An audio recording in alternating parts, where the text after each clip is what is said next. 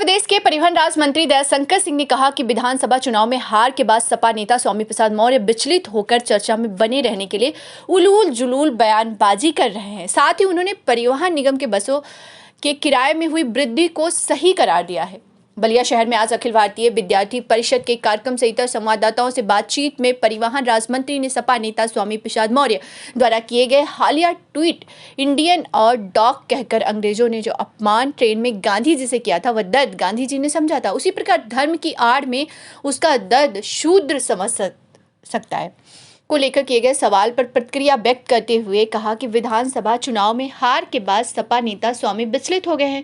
उन्होंने आरोप लगाया कि स्वामी चर्चा में बने रहने के लिए इस प्रकार की भाषा का प्रयोग कर रहे हैं। परिवहन राज्य मंत्री ने सड़क परिवहन निगम की बसों में किराए वृद्धि को सही करार देते हुए कहा है कि बसों में किराया तब का निर्धारित था जब डीजल के 60 रुपये प्रति लीटर थे। आज डीजल की कीमत 90 रुपये प्रति लीटर हो चुकी है। साथ ही किराए में वृद्धि के बाद भी भारत भर में सबसे कम किराया उत्तर प्रदेश में ही है। उन्होंने कहा कि डीजल के मूल्य में 30 रुपये की वृद्धि के कारण गैप की पूर्ति नहीं हो पा रही थी। कोरोना काल में 2 वर्षों में कोई नई बस नहीं खरीदी गई है। उन्होंने कहा कि राज्य सड़क परिवहन निगम को जर्जर हालत से उबारने के लिए योगी सरकार अनेक कदम उठा रही है। नियुक्तियों को लेकर नई रोड बेस्ड बस खरीदी जा रही है। 2300 नई बसें खरीदी गई हैं। पुरानी बसों को शिफ्ट कर नई बस लाना है। सुविधाएं बढ़ रही हैं। घाटे में चलने के कारण शासन के आदेश को देखते हुए नई नियुक्त नहीं हो पा रही है। 10,000 से अधिक नई नियुक्त होनी है। वहीं कल संसद में पेश हुए आम बजट में महंगाई के सवाल पर परिवहन मंत्री ने कहा कि मोदी जी व योगी जी की सरकार में गरीब के घर में अन्न का भंडार है। उन्होंने दावा किया कि देश में 80 करोड़ लोगों को मुफ्त राशन मिल रहा है। उन्होंने सवाल करते हुए कहा कि आप बताएं कि आज किसी के घर में अन्न के लिए चूल्हा ना जला हो, कोई भूखा रहा हो। मोदी व योगी के राज में गरीब के घर में भी सरकार द्वारा प्रदत्त मुफ्त राशन अन्न का भंडार लगा हुआ है। अभी स्वामी प्रसाद मौर्य ने ट्वीट किया है कि इंडियंस और डॉग्स के साथ गांधी जी का जिस तरह शुरू किया गया था, अंग्रेजों द्वारा जो दर्द गांधी जी को हुआ था वही दर्द आज शूद्रों को हो रहा है, जो धर्म की आड़ में उनको अपमानित किया जाता है। क्या कहेंगे? देखिए, स्वामी प्रसाद मौर्य जी जब से चुनाव हार गए हैं, वो विचलित हो गए हैं, तो चर्चा में आने के लिए कि इस तरह की भाषा का प्रयोग करते हैं। बजट पर अगर बात की जाए तो सामना में एक लेख निकला है कि जो ये बजट है ये बेहोशी की दवा का बजट है। ये आम आदमी का बजट है। आज जो है आप देखें, एमएसएमई को बहुत ज़्यादा इसमें प्रोत्साहन दिया गया है। गरीबों को स्तर को ऊपर उठाने के लिए हर तरह की व्यवस्था इस बजट में है। एक आम आदमी की बजट है। इससे देश से आम आदमी इससे आगे बढ़ेगा। ये लोगों को रोज़गार का सृजन होगा और आम आदमी का एक खुशहाल एक ज़िंदगी व्यतीत होगी। ये उनका बजट है। गेहूं का दाम, आटे का दाम क्यों सस्ता किया गया? इसमें जब टीवी और इलेक्ट्रॉनिक वस्तुओं के दाम सस्ते किए गए हैं। देखिए, राशन तो इस सरकार में सबको जो है निःशुल्क मिल रहा है। जो गरीब है 80 करोड़ लोगों को आज निःशुल्क राशन मिल रहा है। अब तो जो है नमक और तेल और साबुन भी अब निःशुल्क मिल रहा है। तो इस सरकार में आप ये बताइए कि कोई एक दिन भी अन्न के लिए कोई किसका घर में चूल्हा न जला हो, कोई एक आदमी भूखा रहा हो। तो आज मोदी जी और योगी जी की सरकार में तो आज अन्न का जो आज गरीब के घर में भी भंडार है।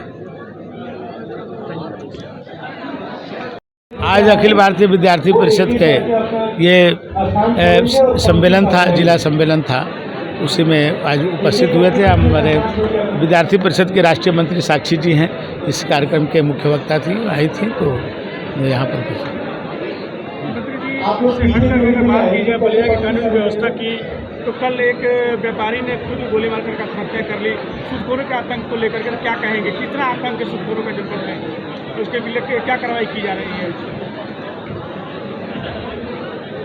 देखिए, ये सही है कि पहले भी यहाँ इस तरह की घटनाएं हुई हैं और फिर ये बहुत ही दुखदायी घटना हुई है और इस पर हम लोग बहुत सख्त हैं और जो भी दोषी होंगे उनको दंडित कराया जाएगा। और ऐसे लोगों पर जो आए दिन इस तरह की घटनाएं हो रही हैं, इस पर कड़ी कार्रवाई करके जो भी ये जो सूदखोरी का धंधा है इसको बलिया से बंद कराया जाए। कई बार देखा जाता है कि जो सूदखोर होते हैं वो किसी न किसी पार्टी से हमेशा जुड़े हुए रहते हैं।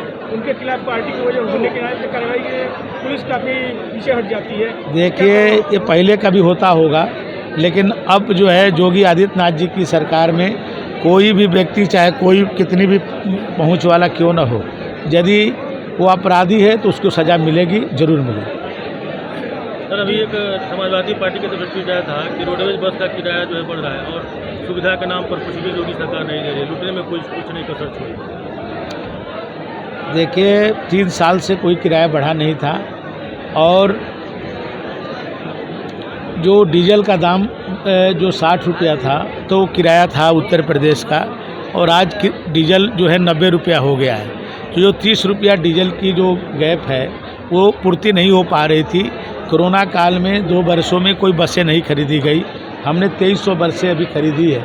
तो पुरानी बसों को शिफ्ट करके नई बसें लाना है, लोगों की सुविधाएं बढ़ रही हैं, कई योजनाएं चल रही हैं, लेकिन बहुत वर्षों से हमारे रोडवेज में नियुक्तियां नहीं हुई। 10,000 से ज़्यादा जो है नियुक्ति अभी होनी है। अभी हमारे जो आरएम एआरएम का 23 में एक भी पद नहीं रहेगा, सभी लोग रिटायर हो जाएंगे। तो घाटे में चलने के कारण कोई नई नियुक्तियां भी नहीं हो रही हैं। सरकार का शासनादेश है और पूरे देश के जो किराया है उससे कम किराया है उत्तर प्रदेश का, ये किराया बढ़ने के बाद भी। मंत्री जी, अभी स्वामी प्रसाद मौर्य का ने ट्वीट किया है कि इंडियंस आर डक्स के साथ